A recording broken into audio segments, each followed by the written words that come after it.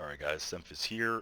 Kind of a weird video that I thought about making. I don't really know exactly what brought this to my mind, but I was just kind of thinking about funny stuff in like 1.6 the other day, and long story short, a lot of people used to cheat back in the day in 1.6, Source as well, and the beginning of CS:GO before clients got better.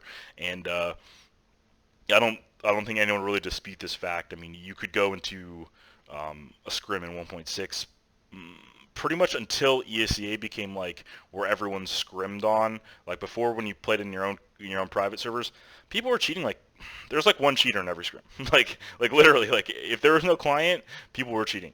And once ESEA client became the normal, there was a bunch of people that just magically dropped off and got a lot worse. Weird how that worked. So it was kind of a frustrating time. Whereas in CS:GO, you guys don't really understand how good you have it. Um, you play ESA Face It nowadays with the clients, and like they're pretty good. They keep you pretty safe. There's very few times I'm like in an ESA pug or a Face It pug and I'm like, man, this guy is cheating. Not that it never happens, but it's way better. It's way better than it was. So yeah. Anyways, so why do I bring this up? So in 1.6, pros were cheating, semi-pros were cheating in scrims, and these guys weren't going to LAN and cheating. They weren't cheating in matches. Some people think that they used to cheat in like those like qualifiers that didn't have clients and stuff. Who knows? I don't know. But either way, some of them went on to CS like to become the best players in 1.6. Some of them are still playing in Go right now, and I was just there are some benefits that you can take from what they did or what people used to do. So when people used to cheat in scrims, they're not cheating all the time. They're not like going into deathmatch and aimbotting. They're not going into scrims and blatantly walling people in the head through three walls. Like they're not doing stupid shit like that. They're just like playing the scrim normally, but then they have walls on and they can kind of see rotations and kind of like learn. You know, the thing is you can when you have wall hacks on, you can see like, oh, a flash is coming for him to peek this. You can see, oh, this guy rotated because my team did X, Y, or Z at the other site. So you can learn a lot of things that you would never learn normally without wall hacks. Now, I'm not suggesting people do this. This is not something I'm advocating. Go and get wall hacks and go and scrim. No, you're going to get banned. You're never going to be able to play the major again. Don't do this. But what you can do is you can watch your own demos back, HLTVs and pro teams with X-ray. And I haven't really seen anyone advocate watching your own demos back, but all you have to do is record yourself, your own point of view, and then go into it and watch it with X-ray on. Now, that might seem like a simple thing to do, but I don't think many people do it, and it's like hugely beneficial for like newer players, intermediate players, people that don't fully understand the game. Like almost everyone that's come from 1.6 or Source has like the fundamental rotations built into them. They know like if something happens here, the train Z player is going to move here. If this happens here, he's probably going to be here. There's a lot of stuff in us that has been built into our brains that just we don't even really think about. It just happens, which is why sometimes you'll like watch a stream and you'll see someone be like, oh, why the fuck is he there? Because like realistically with everything that went on, like he probably shouldn't. Like it's Counter-Strike, so people can kind of do whatever, and there's always going to be times where like people stack a site for no reason, or do something kind of like odd or something. But for the most part, I'm talking like people have tendencies and they do similarities around the map. So if you take the time to record your own demos, have other people and your teammates record demos, better yet, getting an HLTV in the thing. Although I would ask the other team if they're okay with it. You don't want to like sneak it in there. That's kind of scumbag move. Although I know a lot of people do that still. I think that can be like hugely beneficial to like learning the game quicker. Now, I'm sure some people just love talking about like cheating and stuff, are like, oh well, you can't possibly like benefit and from if like these people can't be that good if they were cheating, because cheating they'd be relying on cheats.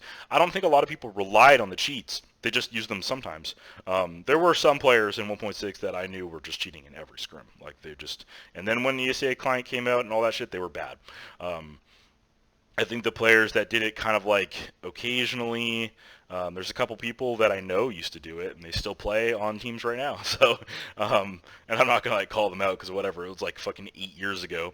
But people were younger. There wasn't money. There wasn't really a pro scene. There's like they might have not even been pro at the time. Like there's a bunch of things that go into it. But either way, I do think it's a fast track way to kind of like learn the game, which a lot of people, when you go into a demo, you're just looking at either a one player that plays your spots. Maybe you're watching T side, someone that goes Ivy on train, and then maybe you're watching an Inferno B player.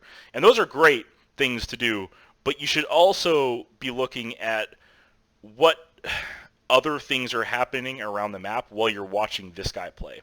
Because if you're going Ivy and you're just focusing, okay, he's going through these nades, and then, he's waiting a minute, and then he's just sitting there, and then they're executing the strat. Well, there's probably little windows in there when the Ivy guy leaves. Everyone that plays Ivy on train knows that, like, there's these weird times where you're like, should I still be watching Ivy? Like, probably not. There's probably no one there, because, like, it's such a weird spot. Like, if you ever played Ivy before, it's such an oddly timed, like, area, because, like, peeking it to get info can just get you killed. If there's like 3 people there on outposting on, you just die. So you don't really want to peek it unless you think they're committing elsewhere and you want to just peek it to clear it. Now, if you're an Ivy player and you kind of like watch a couple demos and you have X-ray on and you kind of like really zone in, like really try to learn, like, all right, if I'm Ivy and I'm going to lurk and they're going to execute inner, at what point does the Ivy guy actually leave? Because if you're just going to walk up Ivy when your teammates take inner, it's not a bad thing. That's like, obviously you're going to try to flank inner through either Z or spawn. Now, you obviously want to go as fast as you can when he's most likely going to be gone. You don't want to be the guy that waits 30 seconds, the bomb's beep, beep, beep, beep, your whole team's dead, and you, like, kill one guy in the back. Like, you don't want to be that guy. You want to be that guy that you go up as soon as the guy leaves. So you can learn those tendencies. And now you can watch a pro demo and see, but the people that you play are not pros. They, how do I say this? Like, when you play people that are like lower levels, they make weirder decisions. So if you're playing in main, or I am, the people there might always get flanked from Ivy. It might be super common for them. So they just wait forever. And they like literally let their whole team go inner and die, and they're just sitting there in a corner waiting for you to push up Ivy. And you're like, what the fuck are you doing? I watched 10 demos of Astralis versus Navi, and no one was ever waiting Ivy. So, like, you have to also watch your own demos back, because you have to learn the intensity of the people that you're playing. Like, you can watch all the pro demos you want, but the people are not all playing like pros because they're not as good as pros. They're not as smart as pros. So you have to take that into consideration, that you have to work up the ranks of the skill level you're at. You know what I mean? Like yeah, watching pro demos and copying what they do is a good thing. You should obviously do that. But you also have to take into account that the people that you're playing versus aren't always going to make the same decisions, people are going to do things that throw you off. It might not even be a bad thing. It just might not be the pros might have a current meta where, like, they're doing things and the lower level teams haven't caught up, so they're doing the old thing. So you just have to really keep on top of that if you want to climb the ranks quickly.